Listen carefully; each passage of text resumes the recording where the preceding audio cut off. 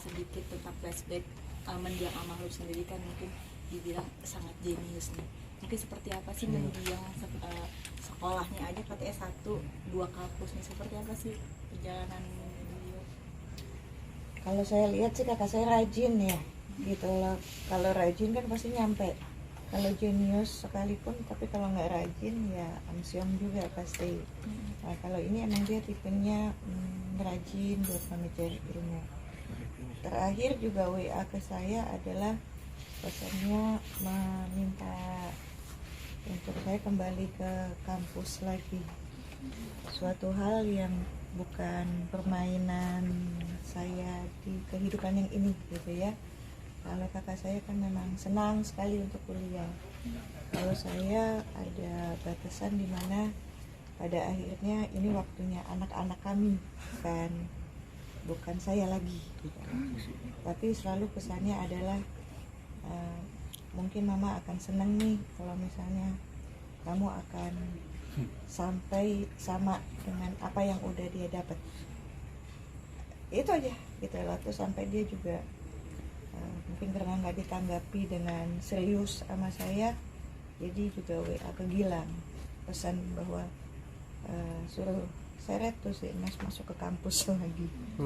Jadi kalau memang untuk urusan akademis memang sangat gemar buat belajar.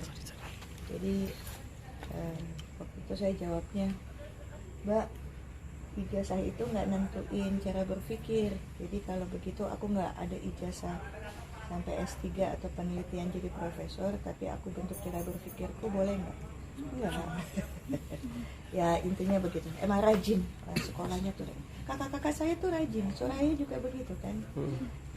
Dia juga doktor, cum laude gitu. Emang dua itu sangat gemar sekolah. Agak beda, saya agak lain. Berarti untuk aktivitasnya sendiri sebagai dosen cukup padat atau seperti apa? Mungkin kalau jawaban aktivitas setiap harinya yang bisa jawab adalah penghuni rumah yang sama ya, karena kan kami tinggalnya berbeda jauh, jadi saya juga tidak tahu aktivitasnya. Cuman yang saya tahu hari itu memang saya dapat kabarnya demam sebelumnya. Dari pekerjanya juga bilang, ibu demam, terus sempat ke rumah sakit diinfus, masih lihat bekas infus biru, terus tapi aman tuh, badannya udah agak enakan, minta dibikinin mie, makan pisang, terus ke atas, selesai. Gitu. Jadi saya juga ketemunya udah jenazah ya, ketemu di rumah sakit. Kenapa dibawa ke rumah sakit? Karena memang mesti ada surat kematian kan, jadi sekalian untuk menentukan, memastikan bahwa memang beliau sudah meninggal, itu mesti dibawa ke rumah sakit.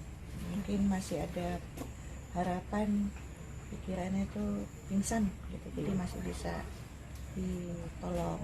Ternyata memang sudah nggak ada di rumah. Nah, jadi dibawa dalam kondisi yang sudah nggak ada, jadi dipastikannya di rumah sakit. Saya juga dapat kabar dari Bella, putri pertamanya, mengabarkan bahwa Ibu Ica udah meninggal. Tentu ini suatu hal yang shock ya buat saya dan Soraya.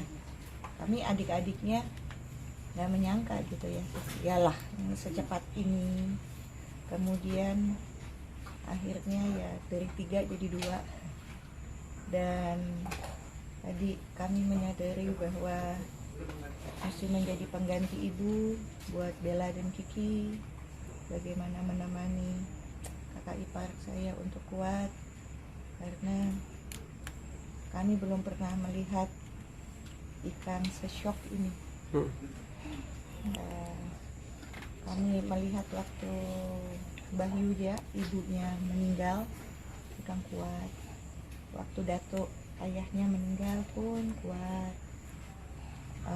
Mbak Uti kakak sulungnya meninggal kuat. Yang ini kami baru lihat versi lain dari kakak ipar kami, hancur.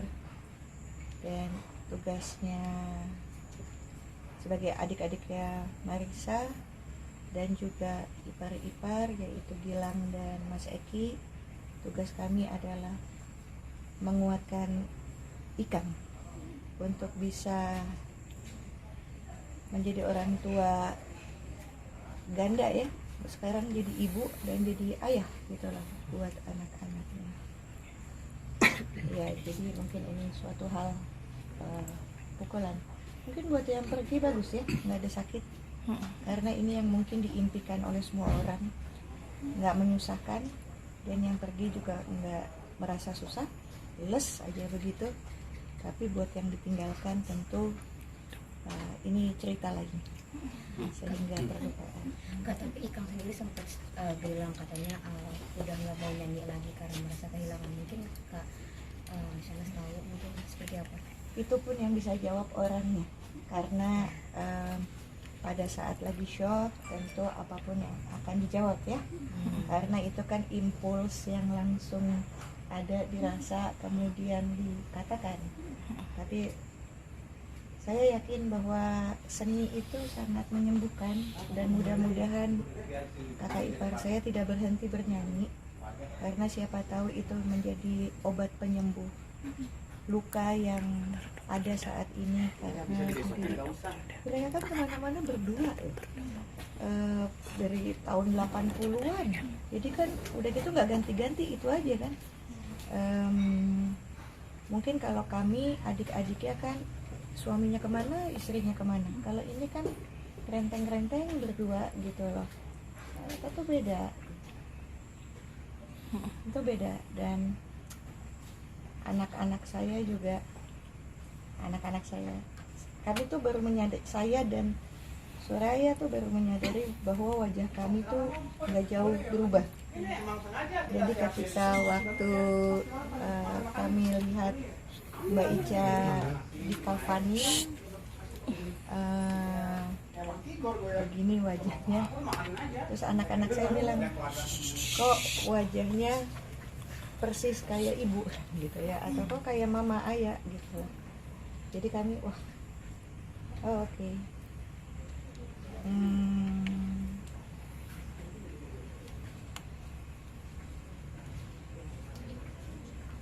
Saya sama Suraya nggak dapat mimpi apa-apa, nggak dapat tanda apa-apa.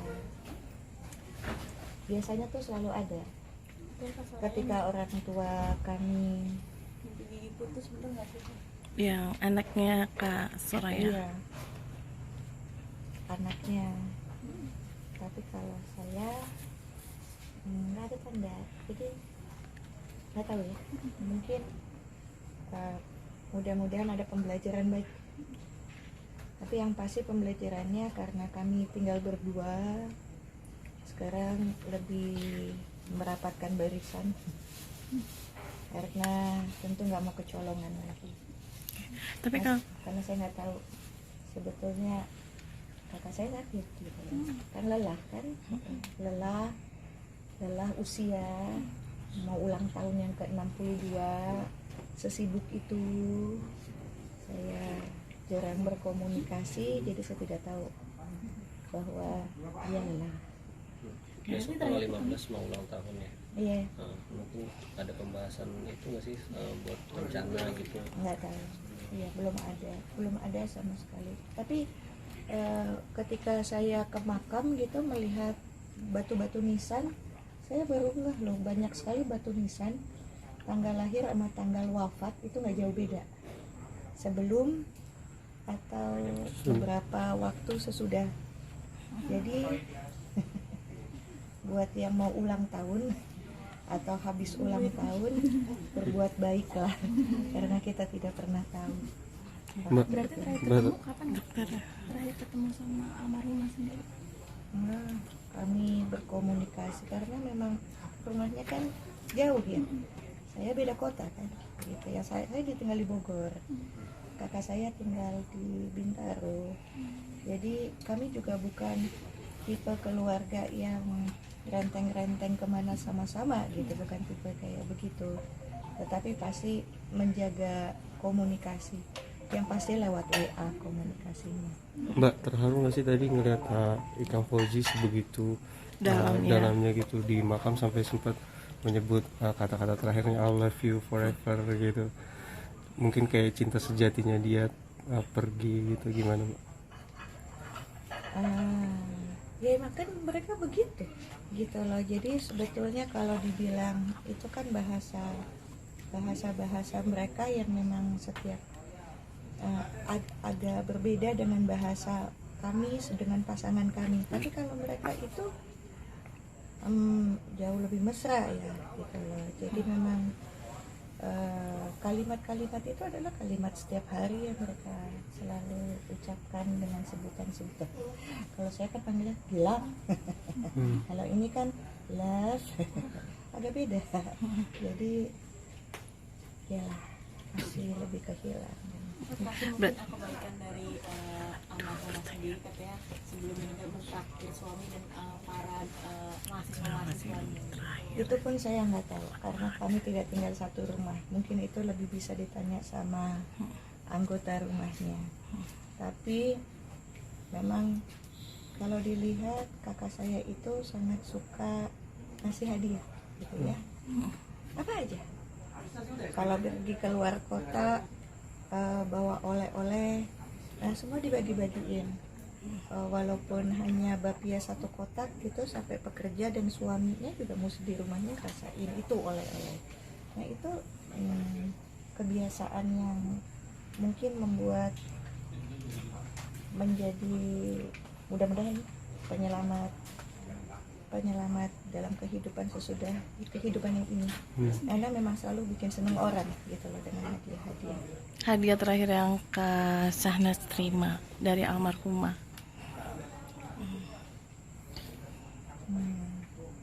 Batu. Dia bawa itu, batunya bentuknya hati warnanya pink. Satu dikasih ke kakak saya Suraya, satu lagi dikasih ke saya. Tapi permintaan terakhir dari luar negeri atau Ya itu terakhir. Mbak, tapi permintaan terakhir almarhum itu memang mau dikebumikannya tuh di tanah kusir atau seperti apa? Itu pun saya nggak tahu. Jadi saya baru tahu karena kan kalau orang tua kami kan di Karet Bifak. Jadi dan sudah meninggal cukup lama sehingga kalau mau ditumpuk pun bisa. Di tanah kusir itu yang ada adalah ayahnya Ikang, tetapi udah tumpuk 3. Sehingga kami mesti cari kafling baru. Dan di tanah kusir itu nggak mudah untuk mencari kafling kosong. Jadi memang entah kayak dimudahkan. Jadi datang langsung nyari, dapat semua sesuai yang dia mau.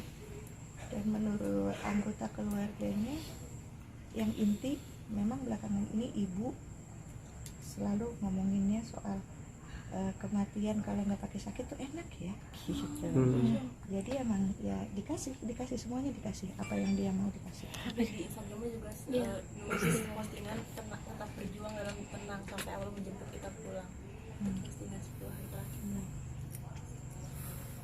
Ya, pada dasarnya kita semua juga tinggal nunggu giliran ya gitu lah. Jadi mudah-mudahan saya sebagai adik paling kecil atas nama keluarga mohon maaf untuk segala hilaf yang dilakukan oleh kakak saya, dan mudah-mudahan masih banyak perkataan, perbuatan, praktik baik yang bisa jadi teladan ya buat semuanya. Dan terima kasih untuk doanya, karena saya belum buka handphone itu WA banyak banget untuk bela sungkawa, dan di sosial media juga yang mengucapkan itu banyak.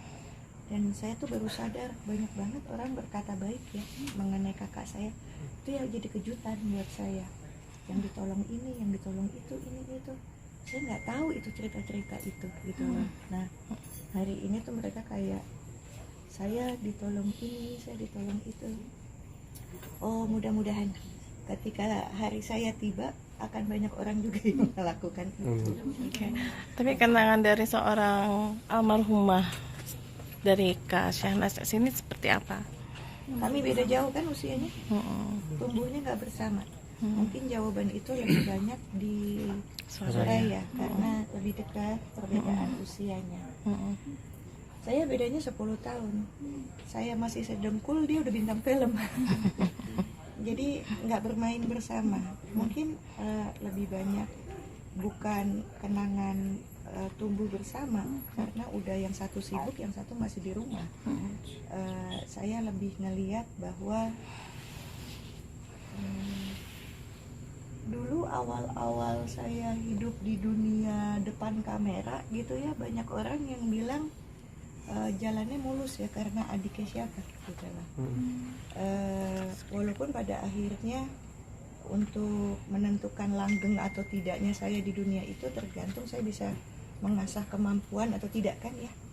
Tetapi akhirnya saya bersyukur banget bahwa kedua kakak saya itu meninggalkan nama baik loh.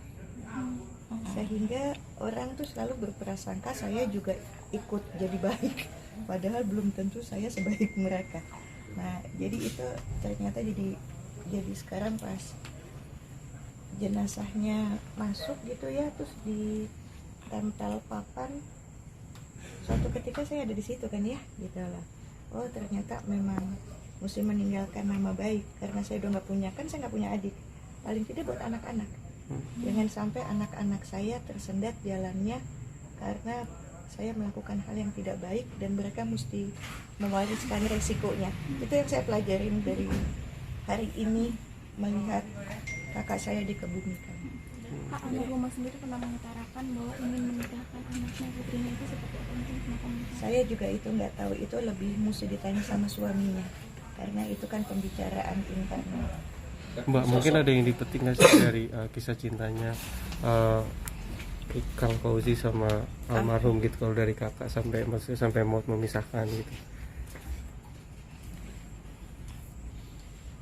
Ini pasangan unik ya gitu loh. Yang satu rocker, urakan gitu kan, walaupun pinter, sekolah, anak diplomat. Yang satunya bintang film, artis jali, kemudian doyan sekolah gitu loh. Saya lihat kayak simbiosis mutualis. Yang saya paling ingat tuh dulu karena kakak saya yang pertama, jadi ayah saya punya 3 anak perempuan, agak sadis gitu ya menguji calon mantu. Jadi waktu Ikang sebagai calon waktu itu datang ke rumah untuk berkunjung ke rumah pacar, ayah saya dulu punya Doberman, ketiga dilepasin dikejar sama anjing. Makanya waktu Gilang masuk dalam kehidupan saya, suami saya masuk kan, saya yatim piatu, nggak ada ibu nggak ada bapak. Makanya Ikang selalu bilang, beruntung banget Gil nggak ketemu sama bapak mertua lu. Nah karena memang kelihatan banget ujian yang sungguh luar biasa bisa ditaklukkan, dan Ikang tuh belajar ngaji sesudah pernikahan, belajar tahsin karena kakak saya mengajaknya begitu. Jadi kan karena anak diplomat di sana nggak ada pelajaran agama ya, jadi diajarin, jadi simbiosis mutualis. Kakak saya juga belajar lebih tenang karena mempunyai suami yang kayaknya tenang banget, dan memang kayaknya mereka cinta banget ya berdua, cintanya gede banget gitu loh. Mungkin kalau cinta lebih baik seujung kuku aja kali ya. Jadi pada saat ditinggalkan kita masih bisa pulang.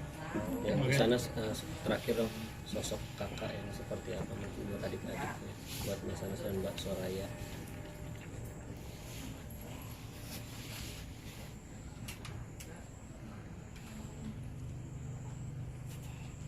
Mungkin saya bisa ngejawabnya buat saya ya. Kalau apa dampaknya di kakak saya satu lagi, saya nggak bisa tahu isi hati kan. Mungkin Mbak Aya lebih bisa jawab. Tapi kalau di saya, kakak saya tuh nggak pernah memuji. Saya nggak tahu kakak saya itu bangga sama saya, karena kakak saya tuh bukan tipe yang langsung memuji. Tadi pagi dini hari pada saat saya langsung pergi ke rumah sakit karena memang udah di ruang jenazah. Saya nggak bisa ngomong apa-apa, saya cuman memeluk. Kemudian Ikang sama anak-anaknya ngomong di belakang saya, ibu tuh bangga banget sama adik-adiknya. Selalu yang diomongin tuh tentang adik-adik saya hebat ya, gitu. Saya nggak pernah langsung dikasih tahu itu dari mulutnya. Dan saya baru sadar itu gaya ayah saya. Ayah saya itu nggak pernah memuji anak. Ternyata kakak saya itu ayah saya banget. Dan sama nih, saya juga baru tahu betapa bangganya ayah saya dengan anak-anaknya dari orang-orang yang bercerita, karena ayah saya nggak pernah berhenti bilang betapa bangganya kepada anak-anaknya. Ternyata kakak saya mewariskan itu. Saya baru tahu sesudah kakak saya nggak ada. Terus saya mau jawabnya gimana? Dan ini tuh jadi pembelajaran juga gitu ya buat saya, bahwa terkadang kita mesti ngasih tahu sama orang betapa cintanya kita sama orang itu.